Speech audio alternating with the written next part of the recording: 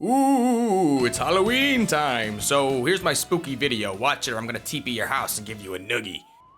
Door is ajar. Door is ajar. Door is ajar. Will you stop that? And anyone who's a Halloween expert such as myself knows that this holiday can easily be divided into two portions, sexy and spooky. People dress up as spooky shit and go around harassing people and spooking, and the rest of us dress up in sexy costumes like sexy mailmen or sexy vegetables. Today, we're mostly gonna be talking about spooky. I'm not gonna lie to you, as a kid I was what you call a Chucky Finster, which means just about everything scared me. I was always the kid saying, "Gee guys, I don't know, this is a bad idea," while eating a chocolate bar.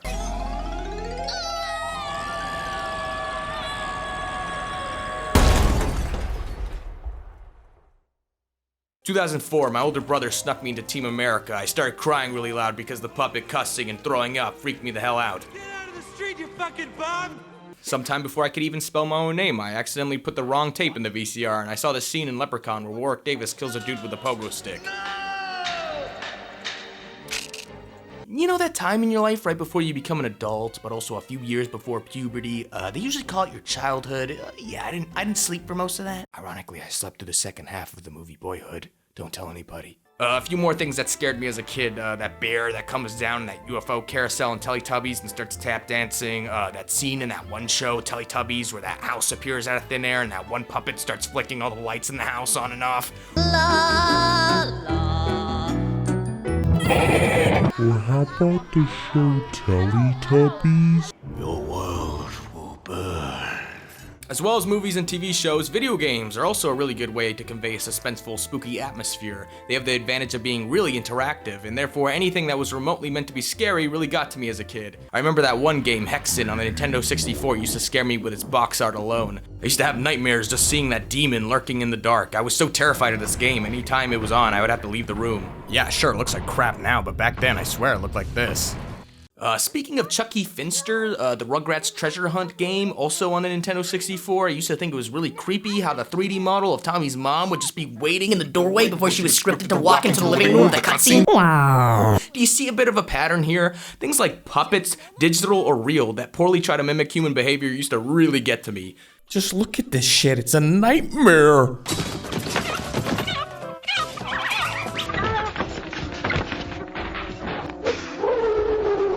But there's one game that used to frighten me so much, one that's so obscure and disturbing, that anytime the opening cutscene would play, I would start panicking.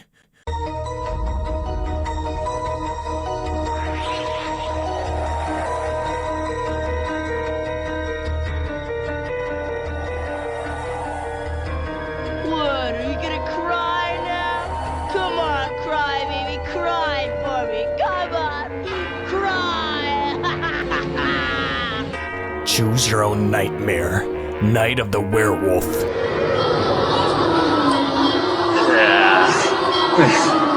It's like a prison break on Sesame Street. School's out, kiddies. Oh my god, this Cillian Murphy looking fucker in the opening cutscene used to scare me so much. Now look at him, look. He's a bum. He looks like shit. Get him out of here. Go! Choose Your Own Nightmare is based off a series of books that acted as a spin-off to the very popular Choose Your Own Adventure titles, where the gimmick was, as most of you may know, you got to choose where the narrative went. It was in second person, and usually you were like the new kid of the story, and if you wanted to say, turn on the fire alarm, you'd have to go to page 394. But there was another series of popular books at the time, you may have heard of it, it's called Goop Bumps, a series of horror-themed children's books written by a pretty obscure guy named Black Jack. Naturally, Choose Your Own Adventure wanted in on all that spooky money, and alongside the books, they commissioned a small game company called Brilliant Digital to make these 3D multipath movies based on the series.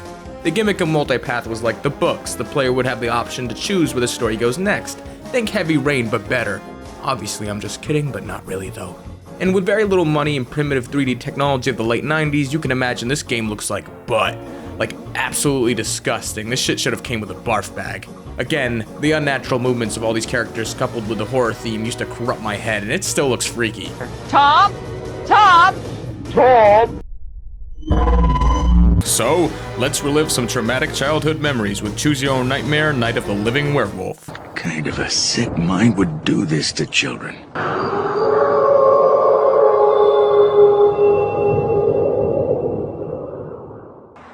So the game starts off and we follow Lee, one of them city folk who's about to visit them yellow belly cousins out in the country.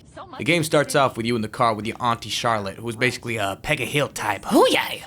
Being the courteous auntie that she is, Charlotte lets you know that somebody's been turning up around town covered in bites, but that's just some nonsense talk. Honey pie, baby, shmoo shmoo, you eat today? You want some syrup on them pancakes? Mm-hmm. And so, be careful when you go out, and be sure y'all stay together.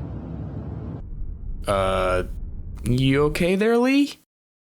Okay, next scene. You end up at your aunt's house where you meet your snot-nosed cousins, and she's all like, bye, I'm out of here. My dear nephew, I know we've just been reacquainted, but don't go around looking for no werewolves like I was done talking about. Okay, bye, thanks. Pizza in the fridge. Wolf munched on some guy.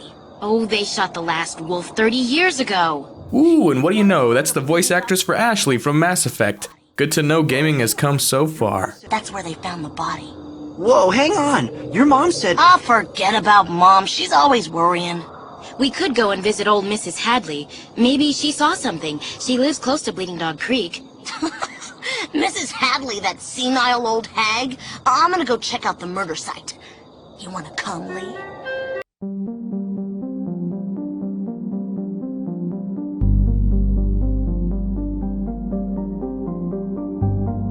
I'm gonna go with the girl cousin because you're kind of weirding me out, Todd. Wow! Nice dagger you got there, Lee. So Lee and Karen go visit Miss Hadley, one of the neighbors around town, and this scene used to always give me a lot of anxiety. She was always so unsettling. We used to find wolves dead in the forest. You ever see an animal die from strychnine poisoning? Ain't you gonna drink your tea, boy? Bottoms up. You know, it's not too bad. I like how they didn't show him actually drinking it. They really knew how to work with their limitations. It was a few years back, late at night. I was in the living room knitting a scarf for winter when I saw this shadow at the window. Oh, never mind. Okay, I'm not gonna lie, I'm making fun of it now, but back then as a kid, this was nightmare fuel on all fronts.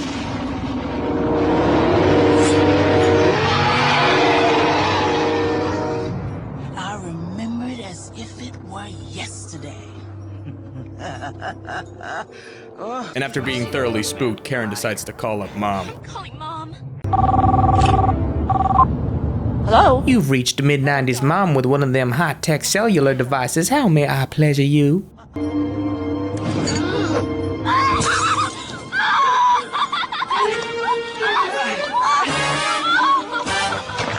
on, let's go!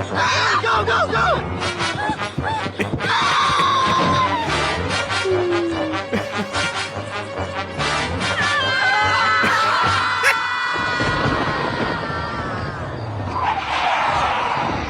So we get a stern talking to from Aunt Charlotte, who decides the best course of action is to go look for Todd, leaving both Lee and Karen alone, while a werewolf's on the loose. Ooh. What was that? I don't know, but it sounded like a... Don't even think it. Like the Grinch. So side note, it took years before I actually saw this scene for the first time. One thing I learned about this game is that it has this huge bug where sometimes it will just ignore whatever decision you choose and proceed to play whatever cutscene it feels like. Ooh, spooky, the game has a mind of its own. Did you lock the front door? Oh my god, my mistake. Where are my manners? I meant to say, ah.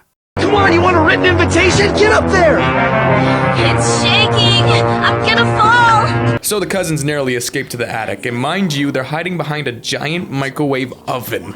Look how big that is, that's ridiculous! Why, hello there, Mom. Need help around the house? Too much to do and not enough time? Boys always hanging down by the creek and almost getting attacked by werewolves? Where's the time to prepare a nice home-cooked meal?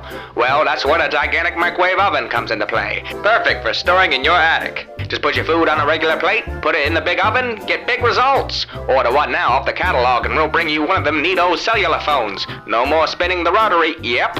So the family gets reunited, and instead of skipping town after a giant fucking werewolf attacks their home, Aunt Charlotte decides the best course of action is to go watch a movie at a drive-in. I get characters are supposed to make dumb decisions in horror movies and whatnot, but I expected better from you, Aunt Charlotte. They do go to a cop, and he's all like, werewolves. Nah, what you saw was a big dog, you see? It was too a werewolf. Tell him, Mom. Don't worry, honey. Oh god, they're trying to learn human feelings. So at the drive-in, you can choose to get everybody popcorn or stay in the car like a wuss. You stay in the car, boom, everybody gets murked, roll credits. If not, Lee gets attacked by the the werewolf. You wake up and the wolfman tells Lee he's gonna cook him in a soup. And for some reason he lets Lee go outside to grab some herbs for him. A vegetarian, see? Not anymore. Go get me some of them herbs outside. This is it. This is the final decision in the game. All your choices have led to this moment. Do you grab the devil's lettuce, or do you run away like a little bitch? If you choose to bring back the herbs, the wolfman gets offended by your bad table manners and decides to pimp slap you. He gets kicked out and discovers that tonight is a full moon.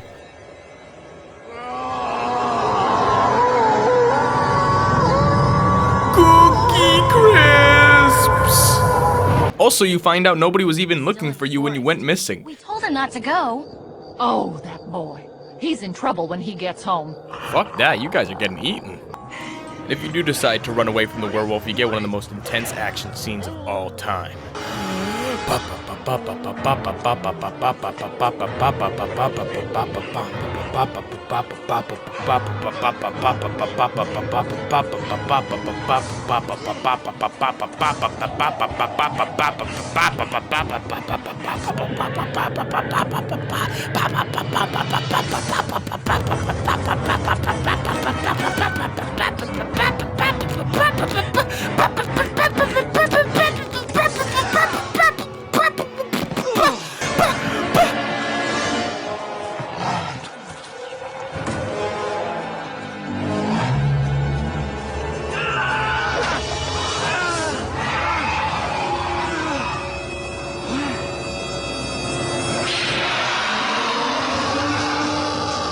And then he melts. And Lee's just like, okay. Roll credits. Congratulations. You beat Choose Your Own Nightmare, Night of the Werewolf. I highly recommend it if you're a fan of things that look like Xavier Renegade Angel. The version of the game I had came on a combo disc, with the other game being the Halloween Party. You play as Beth, a girl who goes to a party that ends up actually being attended by a bunch of supernatural creatures. Ooh, great makeup. Makeup? What makeup? Hey look, the Wolfman from the drive-in movie Night of the Werewolf makes a cameo. I'm Peter. $4 at the magic shop. You can keep it if you like. Holy shit, that's the voice for Naruto. The decisions in this one were a bit more diverse compared to Werewolf, and from what I remember, Halloween Party never had the bug that causes the game to neglect whatever decision you made. In the game, 2 parties are going on that night that you can attend, one by an old geezer and one by the newest girl in school, Meg. Peter. 4th floor, the best Halloween party in town. Oh, Meg. Hi. You are coming to my party, aren't you? She was a total babe. All 5 pixels with her. I guess that covers the sexy aspect of Halloween. There is no one else, but help yourself to the chocolate chip cookies. Oh, now you're talking.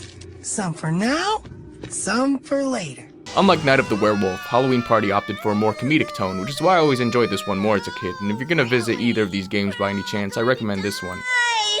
Shut up, Meg! Hi there. What's a nice girl like you doing in a place like this? Ugh! Meg, get your bony friend away from me. Oh, don't be like that. How about a dance? Strike up the band.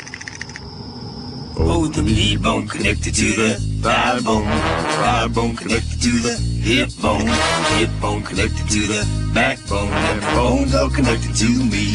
Some guy on YouTube uploaded every scene from both Night of the Werewolf and Halloween Party, which basically recreates the same experience, as you can click the next link to decide where the story goes. That's really cool, and it's where I got the footage for this video, so props to that guy.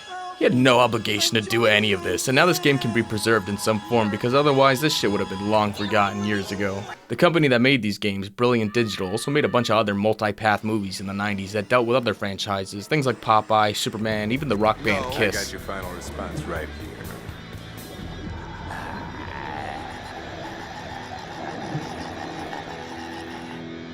The version of Choose Your Own Nightmare I had came with a bunch of trailers for these things. The one I always thought looked insane was this game called Cyber Swine. Part machine, part cop. Many of these games a long time ago were available to download, but they were episodic and you had to pay for each one. They were using the Telltale model before that was even a thing. I remember you could download a free trial version of some of these, but this is what their website has looked like for the last 12 years. There's not much information about these games online as they were very obscure, but I was able to use the Wayback Machine to find out that for a time they even made 3D music videos for rappers like Ja Rule, DMX, and Ludacris. Because what nets you more street cred than shitty interactive 3D music videos from the early 2000s? Again, there isn't too much information about these things online. The best I was able to find was an artist's website who worked on these projects. The point of these music videos, like the one they did for the band Sum 41, was that they were meant to be interactive and mix video games with music, which is a pretty cool idea, but they're not available anywhere anymore, and I couldn't even find footage of anything.